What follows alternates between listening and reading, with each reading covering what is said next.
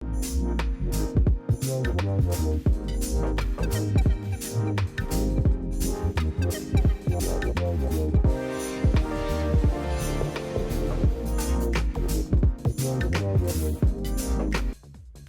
Friends, welcome to my channel the art holic art. तर आपण या आजच्या व्हिडिओमध्ये ॲक्रेलिक पेंटिंग करण्याचा प्रयत्न करू आणि आपण या ॲक्रेलिक पेंटिंगमध्ये मराठी ट्रेडिशन विथ मराठी मुलगी दाखवण्याचा प्रयत्न करू. तर आपण हे सगळं दाखवण्यासाठी एक मराठी मुलगी विथ गुलाबी पिवळी साडी पण काढण्याचा प्रयत्न करू. म्हणजेच आपण आपलं जे मराठी ट्रेडिशन आहे तर ते आपण अजून चांगल्या प्रकारे दाखवू शकतो. So let's see. तर तुम्ही आता बघू शकता येल्लो आणि रेड मी हे दोन कलर मिक्स करून ऑरेंज कलर बनवलेला आहे. जर तुम्हाला प्रॉपर स्किन टोन कलर जर तुम्हाला हवा आहे तर तुम्ही याच्यामध्ये थोडं व्हाईट कलर पण ॲड करू शकता. आणि जर तुम्ही तुमच्या क्वांटिटीनुसार जर तुम्ही व्हाईट कलर जर ॲड केला तर तुम्हाला याच्यामध्ये खूप सारे वेरियस टाईप ऑफ शेड तुम्हाला बघायला मिळू शकते. तर तुम्ही एकदा ट्राय करून बघा.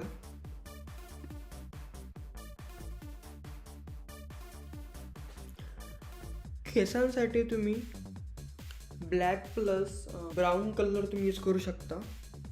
आणि जर तुम्हाला शेडिंगसाठी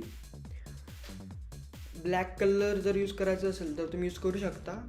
पण तुम्ही सेपरेट जर तुम्ही त्याला जर यूज कराल आणि थोडं जर तुमचं आर्टवर्क जे आहे तर ते इकडे तिकडे झालं तर तुमचं पूर्ण जे आर्टवर्क आहे तर ते चुकण्याचे किंवा खराब होण्याचे खूप जास्त चान्सेस असतात. तर म्हणून जर तुम्ही बिगिनर जर तुम्ही असाल तर तुम्ही अवॉइड जर केलं तर म्हणजे खूप चांगलं होईल. तर तुम्ही एकदा ट्राय करून बघू शकता, म्हणजे तुम्हाला अजून जास्त समजेल.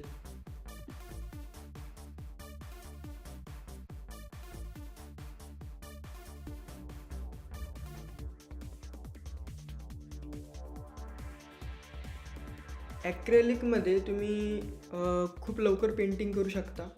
आणि वॉटर कलरमध्ये असं नाही, तिथे म्हणजे असं चुकलं तर म्हणजे आपण ते बरोबर नाही करू शकत. पण ॲक्रेलिकमध्ये तुम्ही लेअरिंग करून तुम्ही म्हणजे त्याला ॲडजस्ट करू शकता.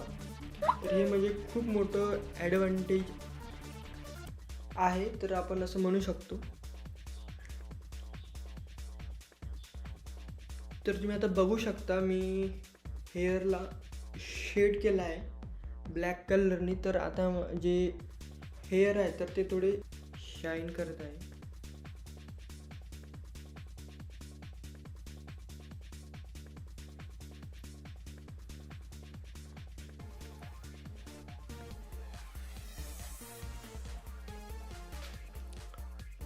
तर तुम्ही अशाच प्रकारे माझे अजून जे काही बाकीचे व्हिडिओज आहेत तर तुम्ही ते पण बघू शकता. मी वॉटर कलर आणि ॲक्रेलिकवर पण म्हणजे अजून खूप सारे व्हिडिओ बनवले आहे, तर तुम्ही ते पण बघू शकता.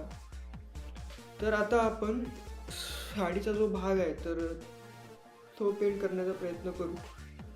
पिंक कलर आपण ते यासाठी घेतलेला आहे कारण की हा जो कलर आहे तो उठून दिसतो आणि थोडा बरा पण वाटतो बघण्यासाठी. आणि बाकी साडीला येल्लोइश आणि पिंकिश, तर आपण हे दोन कलर ट्राय करणार आहे.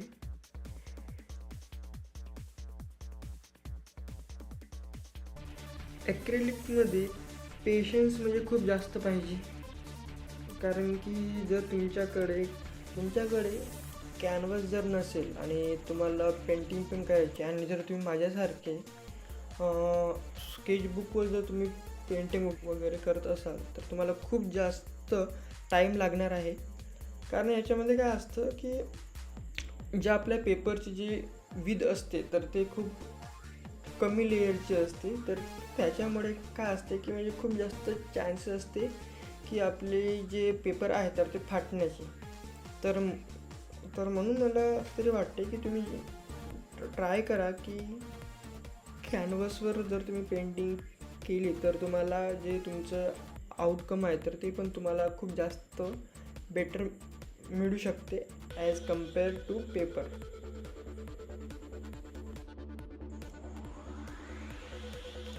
तर आता आपण येल्लो कलर देण्याचा प्रयत्न करतो आहोत.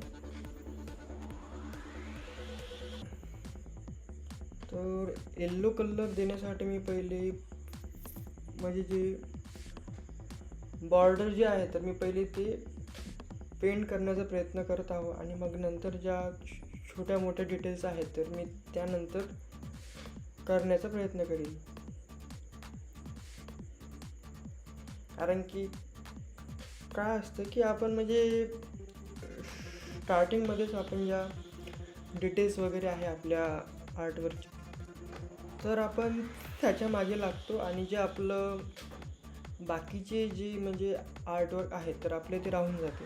तर आपल्याला काय करायला पाहिजे की म्हणजे जे खाली जे स्पेस आहे की म्हणजे जिथं कोणत्याही प्रकारची डिझाईन वगैरे येणार नाही तर अशी जी जागा आहे तर आपण जर ते पहिले पेंट केली आणि मग नंतर जर आपण डिटेलिंगकडे गेलो तर म्हणजे खूप जास्त चान्सेस आहे की म्हणजे जे आपलं आर्टवर्क आहे तर ते लवकर होण्याचे.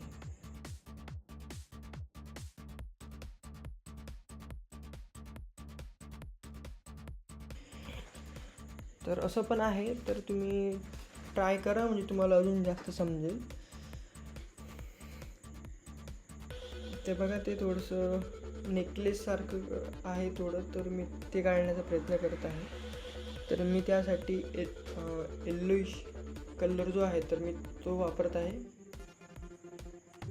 कारण की ते एक प्रकारचं गोल्ड असल्यासारखंच आहे ते पण.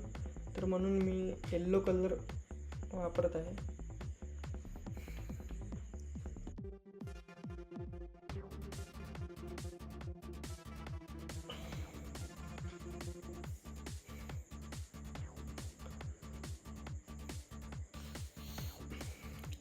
तर माझं इंस्टाग्रामवर पण एक पेज आहे जयेंद्र राणे नावाने तर तुम्ही ते पण फॉलो करू शकता.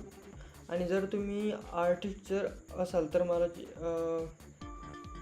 कमेंटमध्ये तुम्ही सांगा आणि मला फॉलो पण करा आणि मी तुम्हाला नक्कीच फॉलो बॅक वगैरे देईल.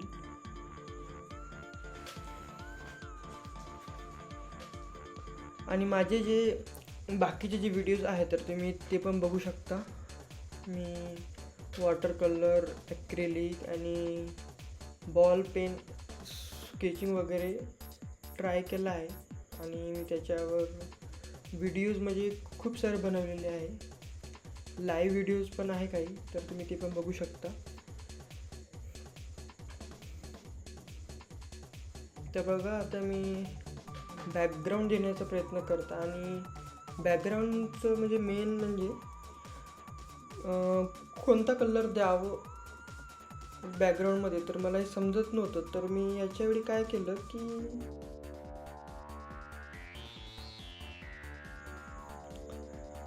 ChatGPTचा मी यूज केला आहे याच्यामध्ये की बॅकग्राऊंडमध्ये आपण कोणता कलर द्यायला हवा. आणि मी त्याच्या अगोदर त्यांनाही सांगितलं की म्हणजे मी जे आर्टवर्क काढलेलं आहे तर मी त्याच्यामध्ये पिंक आणि येल्लो कलर हे 2 कलर मी म्हणजे वापरले आहे. तर त्या बेसिसवर आपण कोणता कलर हे बॅकग्राऊंडमध्ये आपण देऊ शकतो. तर मी त्यांना असं विचारलं मग त्यांनी सांगितलं की लाईट ब्ल्यू कलर जर तुम्ही दिला तर म्हणजे खूप चांगलं होईल. तर त्याने सांगितलं आणि मी ते ट्राय करून बघितलं तर म्हणजे मॅचिंग कलर ते झाला आहे थोडं बहुत तर चांगलं झालं आहे. तर तुम्ही पण अशी हेल्प तुम्ही घेऊ शकता छोटी मोठी. आणि शक्य तर तुम्ही म्हणजे स्वतःहूनच ट्राय करा की कोणता कलर द्यायला पाहिजे. कारण की अशामध्ये काय होतं की म्हणजे जर आपण ChatGPTचा जर यूज केला तर आपली जे क्रिएटिव्हिटी आहे तर ते म्हणजे आपली अजून इन्हान्स होणार नाही, इम्प्रूव्ह होणार नाही. तर म्हणून ChatGPTचा जो वापर आहे तर तो कमीत कमी करण्याचा प्रयत्न करा. जर तुम्हाला म्हणजे खरंच म्हणजे जर तुम्हाला काही समजत नसेल किंवा कोणत्याही प्रकारची अडचण वगैरे येत असेल तर तुम्ही मग नंतर ChatGPTची तुम्ही हेल्प घेऊ शकता.